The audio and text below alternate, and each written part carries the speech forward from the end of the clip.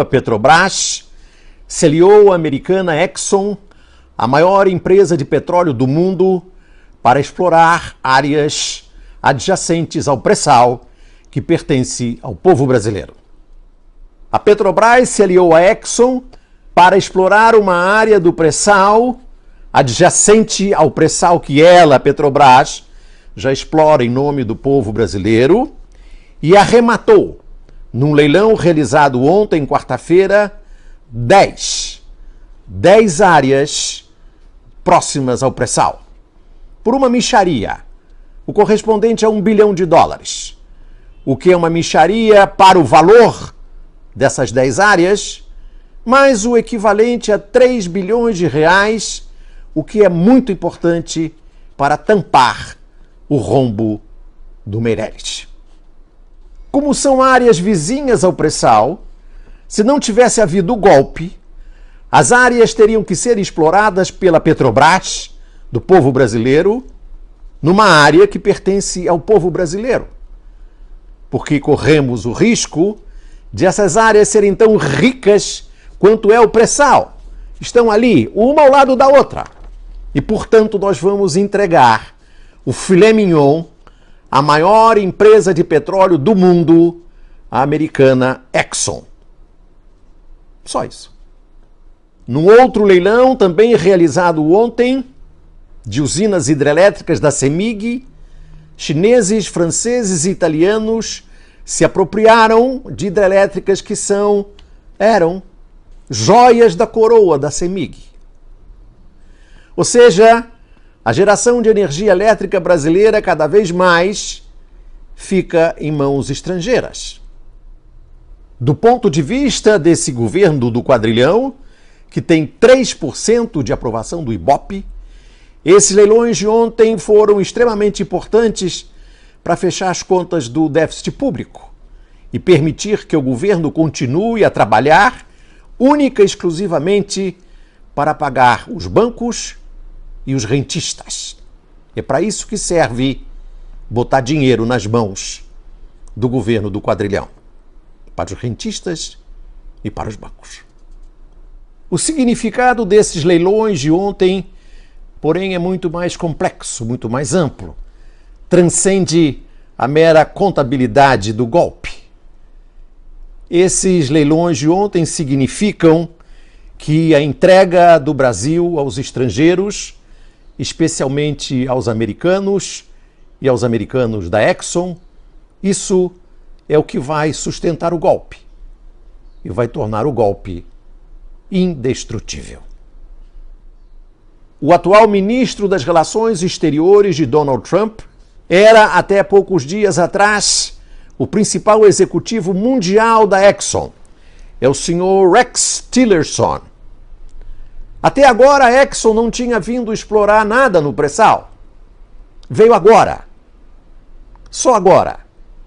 Com o apoio da Petrobras, do governo do quadrilhão e, é claro, do Trump. E não acaba aí, amigo navegante, amigo espectador da TV Afiada. Uma notinha escondida num pé de página do Estadão dá a notícia de que o governo golpista acabou de entregar a base de Alcântara, estratégica, decisiva, importantíssima, a melhor do mundo para lançamento de foguetes. O governo do quadrilhão acaba de entregar a base de Alcântara aos americanos. Nem o lesa-pátria Fernando Henrique Cardoso conseguiu fazer isso por causa da resistência heróica de brasileiros como Valdir Pires, que era deputado federal e no Congresso impediu a entrega de Alcântara aos americanos do governo Fernando Henrique. Mas agora o embaixador dos Estados Unidos, que representa o Brasil em Washington, um diplomata de carreira chamado Sérgio Amaral, nomeado para Washington e servir aos Estados Unidos pelo chanceler do golpe, José Serra, fez sobre essa entrega de Alcântara uma declaração espantosa. O suposto embaixador brasileiro em Washington disse: essa doação de Alcântara aos americanos, abre aspas, não passou em nosso Congresso porque talvez era mais intrusivo que o desejável. Fecha aspas. Quer dizer, o Congresso Nacional, que supostamente representa o povo brasileiro, seria intrusivo, atrapalharia os interesses nacionais americanos. É preciso aceitar a derrota para entendê-la e saber o que fazer. Esse golpe se torna indestrutível. Amazones na forção! Canalha! Moirão golpista! Micana! Banqueiro ladrão! Isso aí! Vai! Golpista! Melhores golpista! Canalha! Tá vendendo o Brasil! Tá vendendo o Brasil! Qual foram os acordos que foram feitos aí? Aí!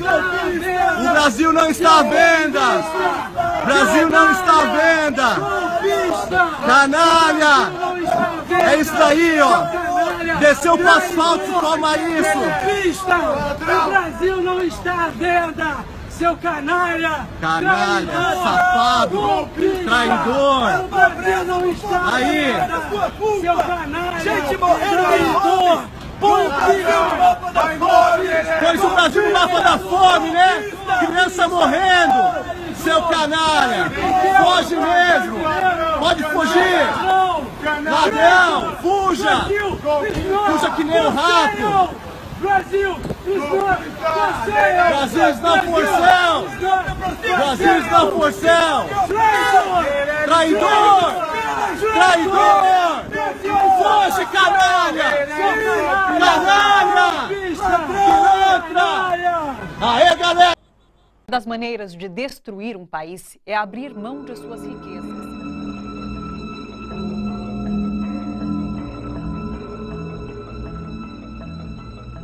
We economic hitmen really have been the ones responsible for creating this first truly global empire. And we work many different ways.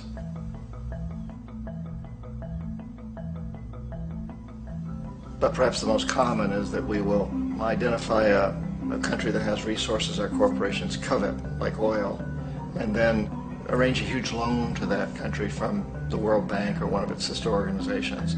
But the money never actually goes to the country. Instead, it goes to our big corporations to build infrastructure projects in that country, power plants, industrial parks, ports, things that benefit a few rich people in that country, in addition to our corporations, but really don't help the majority of the people at all. However, those people, the whole country is left holding a huge debt. It's such a big debt they can't repay it, and that's part of the plan, that they can't repay it. And so at some point, we economic hitmen go back to them and say, listen, you owe us a lot of money, can't pay your debt, so sell your oil real cheap to our oil companies. Allow us to build a military base in your country, or send troops in support of ours to someplace in the world like Iraq, or vote with us on the next UN vote. To have their electric utility company privatized and their water and sewage system privatized and sold to U.S. corporations or other multinational corporations. So there was that whole mushrooming thing, and it's so typical of the way the IMF and the World Bank work, that you put a country in debt, it's such a big debt it can't pay it, and then you offer to refinance that debt and pay even more interest. And you demand this quid pro quo, which you call a conditionality or good governance, which means basically that they've got to sell off their resources, including many of their social services, their utility companies, their school systems sometimes, their penal systems, their insurance systems, to foreign corporations. So it's a double, triple, quadruple whammy. It is interesting to me how this system has continued pretty much the same way for years and years and years, except the economic hitmen have got better and better and better. Then we come up with, very recently, what happened in Venezuela. In 1998, Hugo Chavez gets elected president, following a long line of presidents who had been very corrupt and basically destroyed the economy of the country. And Chavez was elected amidst all that. Chavez stood up to the United States, and he's done it primarily demanding that Venezuelan oil be used to help the Venezuelan people. Well, we didn't like that in the United States. So in 2002, a coup was staged, which there's no question in my mind, and most other people's minds, that the CIA was behind that coup.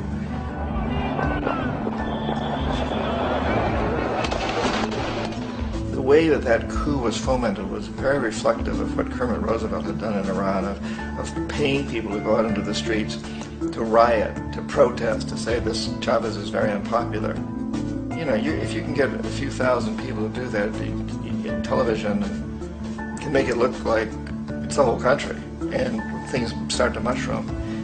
Except in the case of Chavez, he was smart enough, and the people were so strongly behind him that they overcame it, which was a phenomenal moment in the history of Latin America.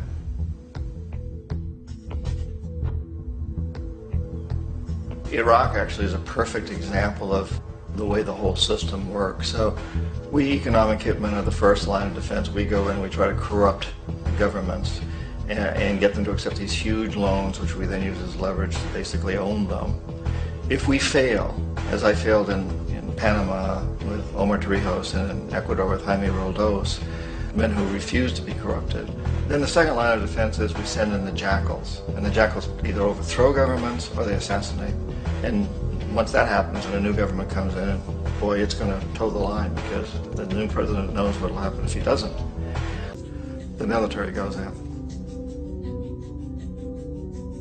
And in that way, we've really created an empire, but we've done it very, very subtly. It's clandestine. All the empires of the past were built on the military, and everybody knew they were building them. So the British knew they were building them, the French, the Germans, the Romans, the Greeks, and they were proud of it. And they always had some excuse, like spreading civilization, spreading some religion, something like that. But they knew they were doing it. We don't. The majority of the people in the United States have no idea that we're living off the benefits of a clandestine empire, that today there's more slavery in the world than ever before. And then you have to ask yourself, well, if it's an empire, then who's the emperor? Obviously, our presidents of the United States are not emperors. An emperor is someone who's not elected, doesn't serve a limited term, and doesn't report to anyone, essentially. So you can't classify our presidents that way. But we do have what I consider to be the equivalent of the emperor, and it's what I call the corporatocracy. The corporatocracy is this group of individuals who run our biggest corporations, and they really act as the emperor of this empire. They control our media, either through direct ownership or advertising. They control most of our politicians because they finance their campaigns, either through their corporations or through personal contributions that come out of the corporations. They're not elected, they don't serve a limited term, they don't report to anybody. And at the very top of the corporatocracy, you really can't tell whether a person's working for a private corporation or the government, because they're always moving back and forth. So, you know, you've got a guy who one moment is the president of a big construction company like Halliburton, and the next moment he's vice president of the United States, or the president who is in the oil business. And this is true whether you've got Democrats or Republicans in the office. You have to moving back and forth through the revolving door. And in a way, our government is invisible a lot of the time, and its policies are carried out by our corporations on one level or another. And then again, the policies of the government are basically forged by the corporatocracy and then presented to the government. They become government policy. So it's an incredibly cozy relationship. This isn't a conspiracy theory type of thing. These people don't have to get together and plot to do things. They all basically work under one primary assumption, and that is that they must maximize profits regardless of the social and environmental costs.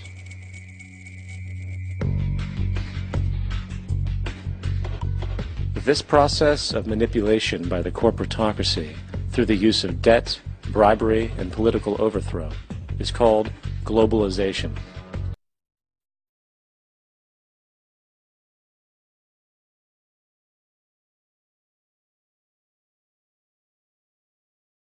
Existe em andamento projeto maquiavélico de destruição do Estado brasileiro. Pretende-se entregar todo o patrimônio da nação estatais, Banco do Brasil, bancos estaduais, subsolo, Amazônia, enfim, entregar tudo o que representa riqueza, riqueza verdadeira, para os donos do poder mundial. Dizem que isso é modernismo, que vamos ingressar no primeiro mundo, que o Estado deve ser o menor possível e que tudo que é estatal deve ser privatizado. Venderam-se, entre outras, a Uzi Minas, a segunda usina siderúrgica mais eficiente do planeta, e a Companhia Siderúrgica Nacional, símbolo da indústria brasileira. Todas essas vendas vêm sendo feitas a preço de banana e ainda são pagas com papéis públicos que estavam altamente desvalorizados. É um verdadeiro assalto à nação, feito às claras, e com a imprensa toda batendo palmas. Com o dinheiro arrecadado das privatizações, diz o governo, estaremos diminuindo a dívida interna do Brasil. Mas o curioso é que se vai vendendo tudo e a dívida interna está aumentando. Em março de 94, a dívida mobiliária era de 50,5 bilhões de dólares. Em julho de 94, com a implantação do real, foi para 59,5 bilhões de dólares. E, em julho de 95, com um ano do Plano Real, ela já estava em 82,2 bilhões de dólares. Então, para que servem as privatizações? Privatizações são negociatas que servem para transferir o formidável patrimônio público para uma minoria privilegiada de representantes legítimos do sistema financeiro internacional. O governo, sob o comando do sistema financeiro internacional, estabelece juros da dívida interna tão extorsivos que vão exaurindo as finanças públicas e vão quebrando as indústrias, destruindo a agricultura, aumentando o desemprego e criando, como diz o professor Adriano Benayon, doutor em economia pela Universidade de Hamburgo, na Alemanha, criando, sim, uma verdadeira economia de cemitério. O que eles pretendem é a demolição do Estado. Destruído o Estado, segue-se o esfacelamento da nação, fazendo com que o povo não acredite em nada que é nacional, com que perca a sua autoestima e que tenha vergonha de ser brasileiro. Daí a propaganda gigantesca a favor do Estado mínimo, de desmoralização das Forças Armadas, que são o braço armado do povo, e de destruição da família, que é a célula básica da sociedade. É a anulação de todos os nossos valores morais, é o deboche institucionalizado. Mas a nação é o povo, com o seu território, com a sua história, os seus costumes e com a sua língua. Eles querem destruir nossa nação. Com a desculpa de modernidade, de entrar no primeiro mundo, o que estão fazendo é destruir a indústria nacional. Esta é a verdade sobre o projeto neoliberal, que a imprensa podre não mostra. É conduzir o nosso povo, qual manada de búfalos, para o precipício, para a escravidão. É como se fosse um gigantesco octopus, com seus tentáculos, sugando todas as nossas riquezas e drenando-as para os donos do mundo. É a perda definitiva da soberania nacional. Meu nome é Enéas. Edward Snowden saiu dos Estados Unidos, foi para outros países, foi vive Rússia, escondido, tá não com pode asilo voltar político na Rússia. Não pode voltar para os Estados Unidos, senão ele vai ser preso. E o Glenn Greenwald, que é também um jornalista que teve acesso ao Edward Snowden, mora no Brasil e é correspondente estrangeiro aqui, publicou esses documentos que mostram que algumas conversas do Michel Temer com o embaixador americano. É isto. Então o povo brasileiro precisa saber e ele precisa se explicar. Porque conversar com o embaixador americano é normal. A questão é basicamente saber se isso foi republicano ou não. Né? Nessas conversas tinham sugestões de que... Nessas conversas ele falava como aliado do PT e sugeria que o governo deveria ser retirado. Simples assim. O atual presidente golpista do Brasil conversando com a espionagem norte-americana sobre como os brasileiros devemos organizar nosso destino. Tchau, meu irmão.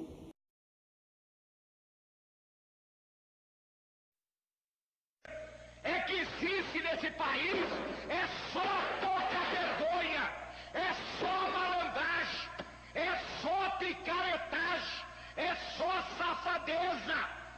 já tô com o saco aqui nos meus cogumelos de ver tanto sem vergonha, de ver tanto palhaço, de ver tanto cafajeste roubando, metendo a mão no povo, emendar a nossa Constituição e meter esses vagabundos, cafajestes, ordinários na cadeia. Não gostou? Você não gostou? Você não gostou? Aqui é mais embaixo, tá? Cambada de vagabundos que existe nesse país. Eu tô com o saco no cogumelo, viu? Tô com o saco no cogumelo. Não gostou? Muda de canal. Muda de canal. Assistir novela ou desenho animado. Aqui nós não tampamos o sol.